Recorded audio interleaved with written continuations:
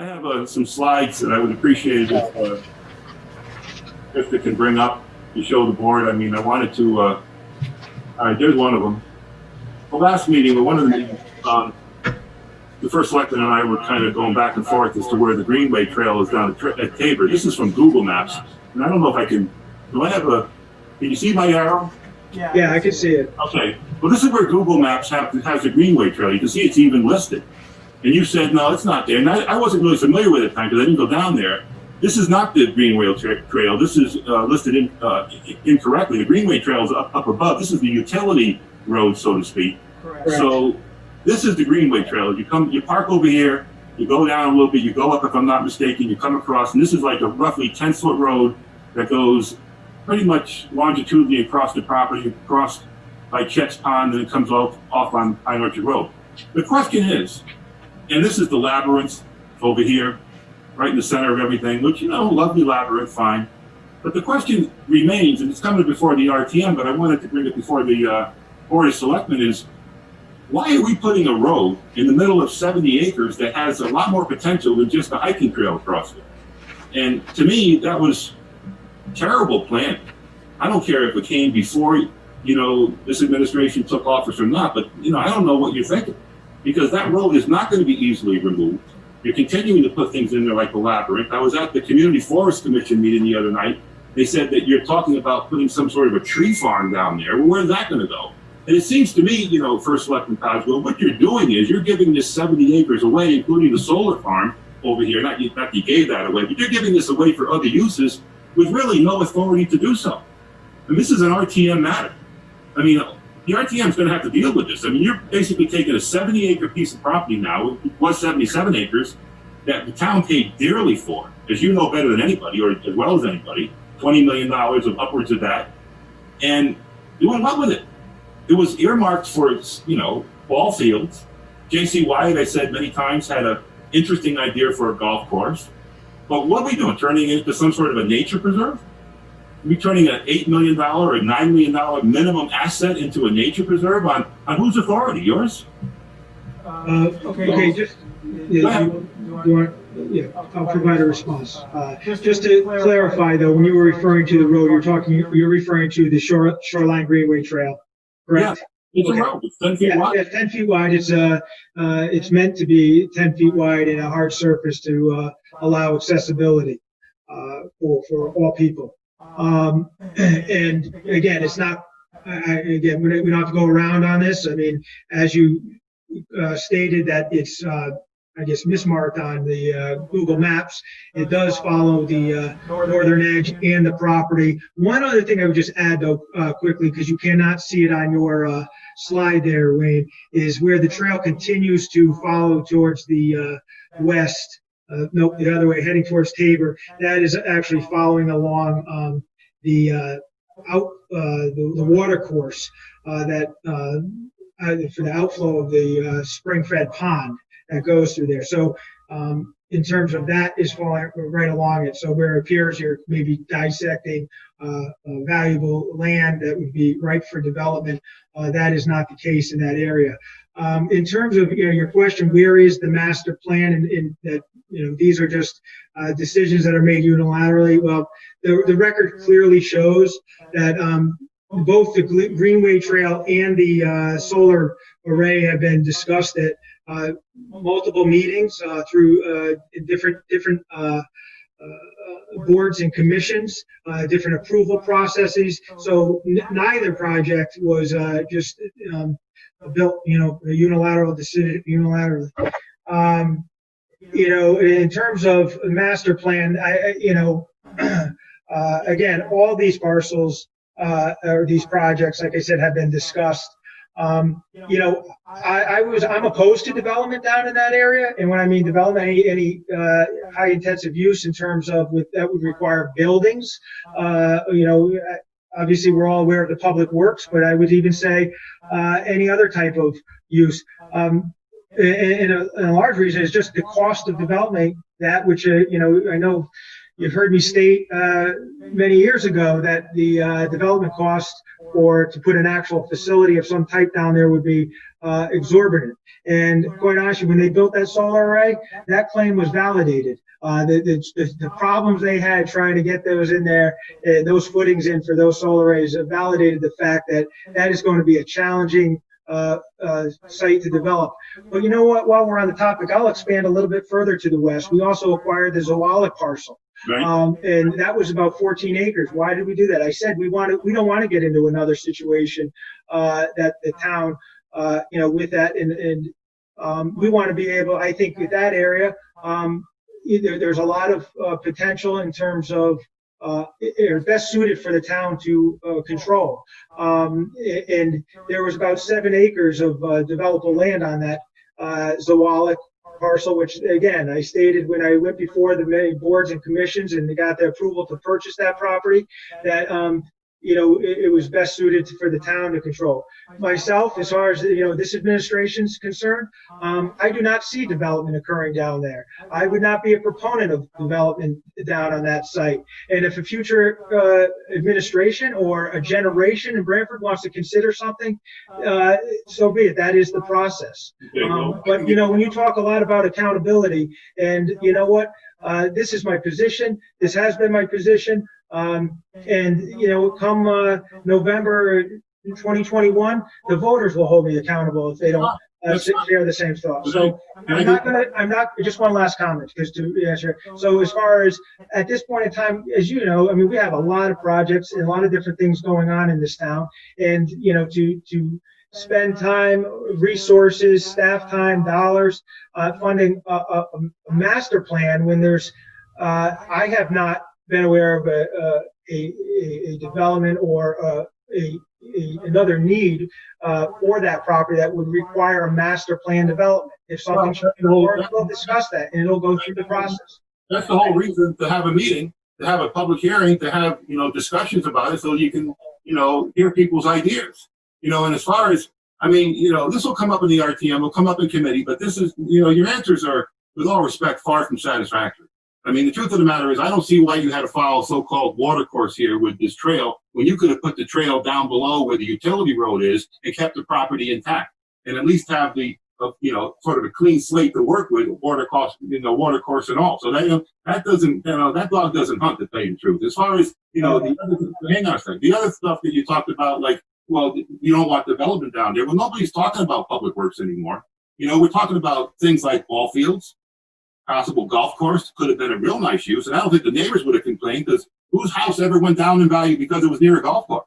So, those are the things that need to be put on the table, and other uses. But again, if you sit there and say to yourself, well, I don't want development of any sort down there, I'm going to put labyrinths and tree farms and hiking trails, well, then we'll never know the possibilities. And that really, to be honest with you, that is not your sole authority. And the other thing is, too, nobody's complaining about, well, I'm not complaining tonight about the solar field.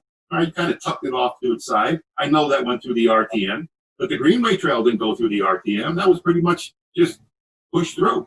And the RTM has absolute authority in this matter. Anything to do with real estate. You're going to tell me the RTM is not going to care that you're taking 70 acres of town-owned property and doing whatever you want with it without them knowing about it? That's what the RTM is there for. So, again, we could go back and forth. This will come up probably in the fall at the RTM. It's a petition item. But, I think there's real concerns down there. Real concerns. Can I go to the next slide? All right, and we could discuss it later, but let's say the Shoreline Greenway Trail in its placement, actually, if you really look at our zoning and have an understanding of developing land, placing on the utility road would not be the place you would want to do. Again, it actually doesn't, but that's good. Move on. No, but okay, that's fine. But explain it to the community.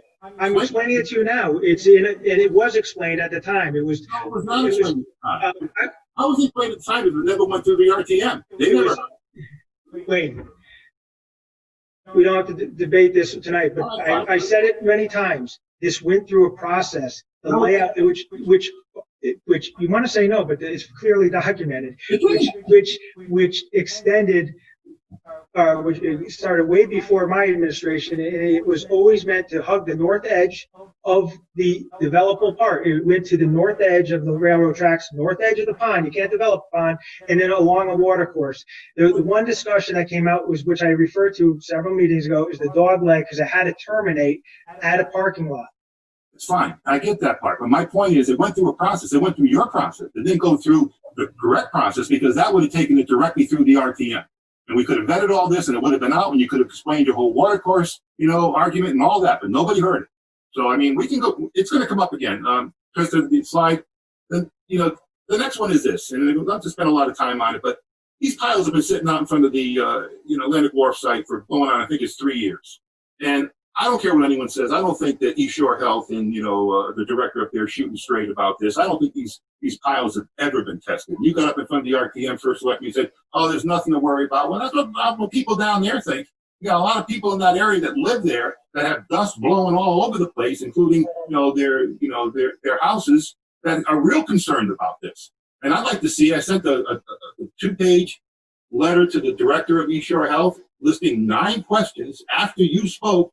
He never answered it one bit. So again, this is coming up. The next one I want to go to, please. Okay, if you want to speak to it, that's fine. Well, yeah, because you made a claim, and I just, once again, and why you spoke to at the RTM, I think it's important for the public that may be hearing this, of what did occur when concern was expressed regarding the piles at the site. So I had contacted,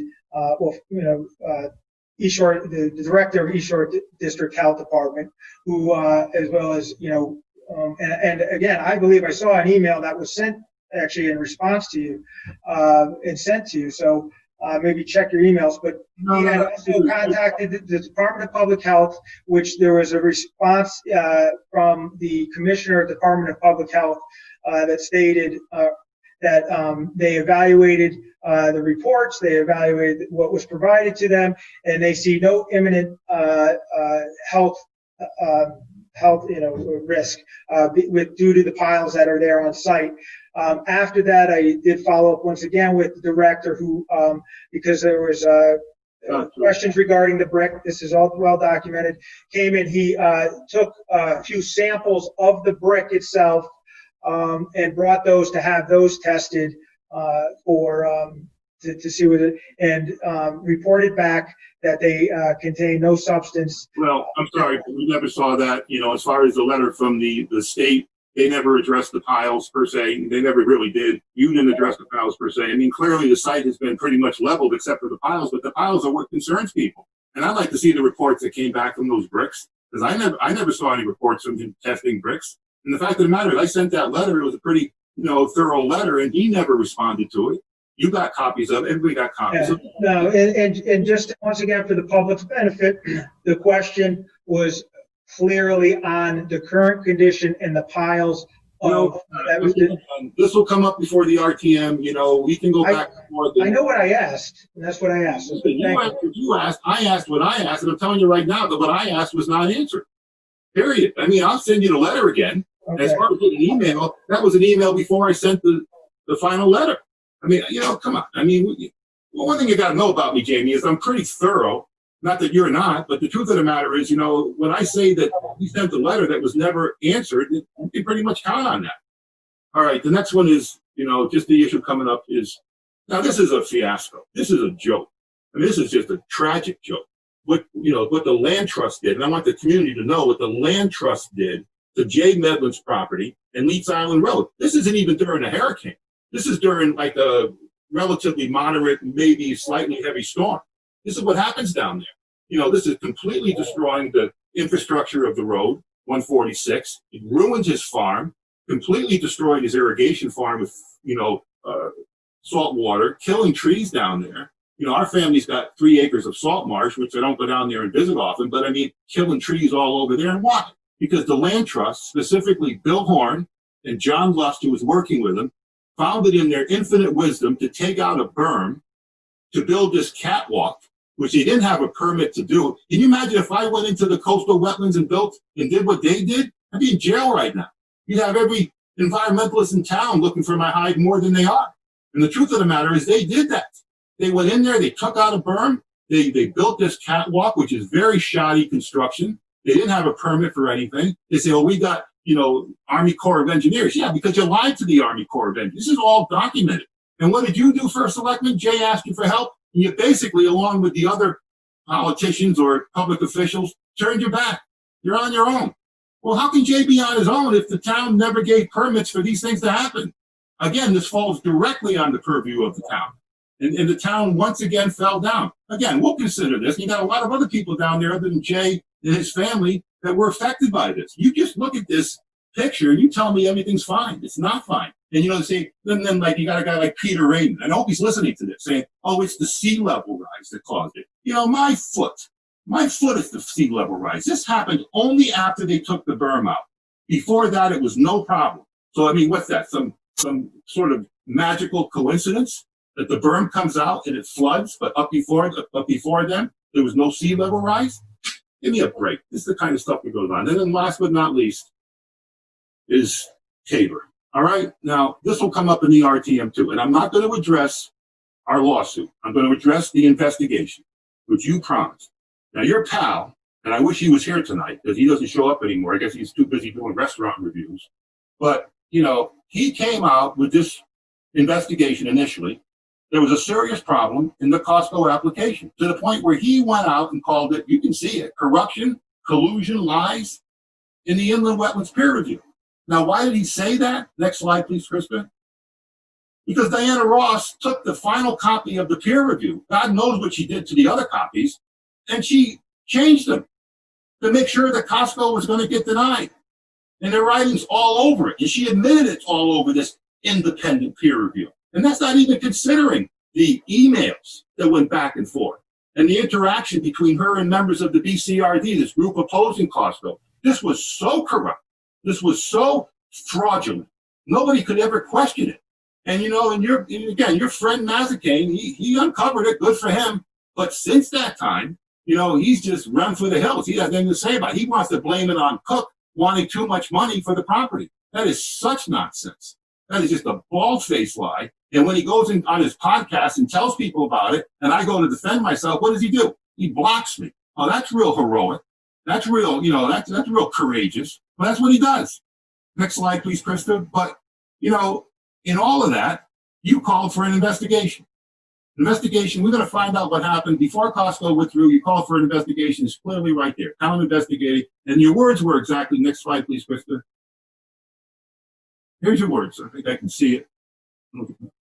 We are currently engaged in a careful review of the issues and information raised in the recent press report regarding the conduct of certain individuals involved in the Costco wetlands application process. I want to assure the citizen of Branford that we intend to take every appropriate and necessary step in response to the facts to assure an open and fair process for all applicants, interveners, and taxpayers of the town. You didn't do it. You know what you did? You know what you did. You got some staff labor attorney. Why you appointed a labor attorney to this, to look into this? And what does the guy do? He comes back with some half-baked draft report. I don't even know if it's a report, but a draft letter saying to your satisfaction that everything's okay. Let's put this in perspective. This is a $50 million economic development project that the entire town, for the most part, wanted to happen. Let's just put that in perspective. And you got this renegade group led by Shapiro and Ross that did everything they could to stop it, including fraudulently manipulating an independent peer review. And not only did they do that, but you can see in the emails, not only did they want to stop the project, but this is right in the emails, they wanted to make sure that the denial held up in court. Give me a break. What does the inland wetland director care if a denial holds up in court? Because they didn't want it. So you call for this investigation. We come down with this ridiculous draft theory from a labor attorney. This is fraud we're talking about. This is quite possibly a criminal act. And you enlist a labor attorney. And then everybody wants to see the letter. And you say, first of all, no, it's a personnel matter. Well, no, it's not. It's a town matter. It's a regulatory process matter. Then the second selectman says that he wants to see it. And you say it's attorney-client privilege. Well, who's the attorney work for, first selectman? You? Does he work personally for you, or does he work for the town? And if he works for the town, how come the town selectmen, including, Selectman Dunbar and now Selectman Higgins, how come they can't see it? Why don't you just give it to them? They have a perfect right. I mean, the people put them there for a reason. Why can't they see this mysterious letter? Where is it? And, and just to be real clear about something, final slide, please. This is important. This is going to come up in the RTM too. People saying, oh, the reason was because, Costco took off because it was too expensive and Cook wanted too much money and that's all there was to it. No. A couple of reasons I want to be real clear about this. Costco left primarily, almost exclusively because of this corruption. That's what they left for. And you look all over the country, Costco does not spend a lot of time at all fighting municipalities. If the municipality plays games with them, they just take off. They just gone. And that's what they did. And in 2 meetings, I wanted clarification. The first meeting was on November 2017. Charlie Weber, who was the other developer in the property, along with, ourselves, the property owners, I asked Joe Montesano, the head guy for Costco. I said, why did Costco leave and not come back? And he said, on everything important to me, because Diana Ross is still there. In other words, the town is still corrupt. And I looked at Charlie and I said, Charlie, remember he said that. And those are exactly the words. A few months later, we had another meeting when Costco was coming and finally saying they're not coming at all. So Charlie's office, the guy, Ernie Anaboli, and then Lou Proto, the realtor, and then another Costco guy, Mark Marcagiano, the economist. But I looked at Ernie Anaboli, the head guy, and I said, so the reason Costco is building in East Lyme and not in Branford is because our town is corrupt and theirs isn't. And he looked at me and he said, yes. And that's exactly what happened. So when you saw those signs up last summer and people say, what's Cook doing with this corrupt business all over the place? That's what I was talking about and a lot of other things in this town. So again, this will come up before the RTM, but I wanted to bring it to you first because it started with you. It started with you. And this ridiculous investigation that you tried to somehow pawn off on us, that it's going to fly. No, we're not that stupid. And then again, I would ask, and I don't have to ask, but I'd like them to ask, I would like you to give to the 2 selectmen this letter. Let's see what it says. Cost the town $50 million. Let's see what it says. Not 50 million per se, but 50 million in terms of the project. And then over the course of time, you had probably a $30 million tax revenue coming. You had hundreds of jobs. You had, God knows what advantage Costco would have brought to the entire area. It's gone. Why? Because of fraud. There's a fraud and corruption stemming from the Inland Wetlands Commission and the Inland Wetlands Department. And with all respect, you covered it up. You covered it up. Okay, obviously we disagree. We disagree on that as far as your cover up. I mean, and I think it's pretty well documented that I was a proponent of Costco for many different benefits that I thought they would bring. I stated that publicly on the record multiple times. There was we don't need to rehash them right now. I was disappointed when they withdrew. I did look into it. One clarification: you continue to use the term independent peer review. In terms of staff's position, the peer review that's not a correct term. Independent. It's a peer review, which is essentially an extension of staff. Yeah, I'm sure for those who follow, whether it's wetlands or even zoning meetings, you often hear if there's a peer review, or they're working with staff, and there's or the staff reports are provided. It is the obligation of the commission members to adhere to the town regulations and consider the project based on the information that they have, and apply the regulations to an application. I think it's also well documented, not only my support, as I said, for the project, but also where I felt that there needed to be changes on the Inland Wetlands Commission. I think that's pretty well documented in a number of articles that you may want to cite. So as far as I just to say that I certainly stand by my position as being a proponent of a fair process. And I think Selectman Dunbar had a comment, so I'll let him make a comment. Can I just make a point to yours just quickly? If that's all, I mean, we know you ran on Costco, and that's no bulletin. And, as far as the peer review, yes, it is an independent peer review. You can't have, the inland wetlands director inserting her comments to stop the project. That's exactly what she did. And there was more to it than that, which clearly we can go through in the RTM, but they'll see. And the other thing is too, to be, really honest with you, if all those things are true, just give Selectman Dunbar and Selectman Higgins the letter. Just give them the letter. All right, Selectman Dunbar. So there's no question that there's concern between myself, I'm sure the whole board here, and the residents, the constant claims of corruption and so forth. So with this one, I'm gonna side with, if possible, for at least this board, and I'll ask you, Jamie, maybe to talk to the town attorney, because I realize there's a lawsuit going on. So some things can be given, some things can't be given, and I'm good with that. But if possible, if we can get a ruling from the town attorney, where at least to start with, that myself and Selectman Higgins with you can see what took place, to see what's going on. I realize that would be confidential at that point in time. But the second part, I guess I want, because it's not going to go away, as we know, it's going to keep, and the RTM is going to be dealing with in September.